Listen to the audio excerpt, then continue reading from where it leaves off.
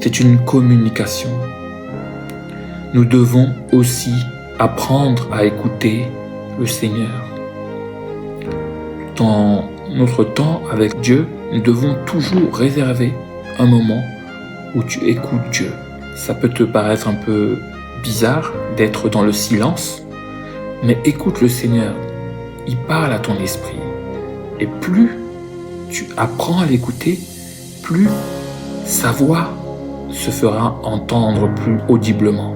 Au début, tu vas passer du temps, tu vas peut-être t'ennuyer, peut-être que tu ne vas rien entendre, mais nous sommes des enfants de la foi.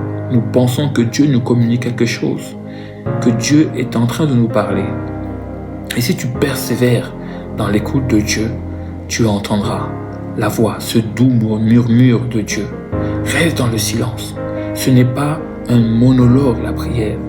La prière est un dialogue avec ton Créateur, avec ton Dieu. Donc, passe 5 minutes, 10 minutes dans le silence, en train d'écouter. Dieu, qu'est-ce qu'il a à te dire? Quand tu parles, Dieu ne peut pas parler. Si Dieu parle, tu dois l'écouter. Et l'écouter, c'est faire silence.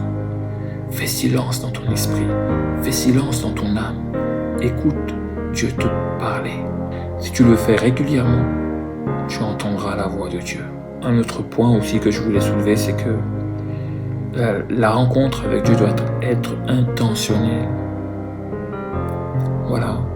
Tu dois planifier. Tu ne dois pas prier, aller dans la présence de Dieu juste parce que tu en as envie. Tu dois te mettre un planning de prière. Dire que je vais prier tel jour à telle heure. Par exemple, le mercredi, à partir de 22h, ça va être mon rendez-vous avec le Seigneur. Le matin, avant d'aller au travail, je prends 1 heure dans la présence de Dieu. Et tu décides de respecter ses horaires.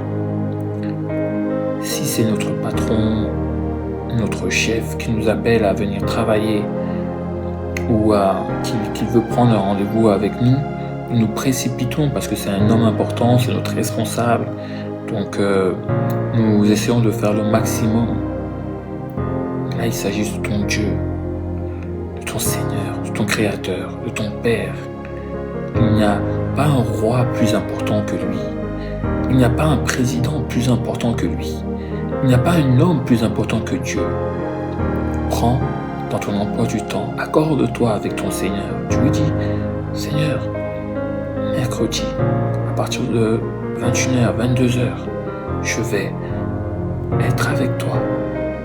Et quoi qu'il se passe, tu respectes cet engagement, parce que c'est ton rendez-vous avec Dieu.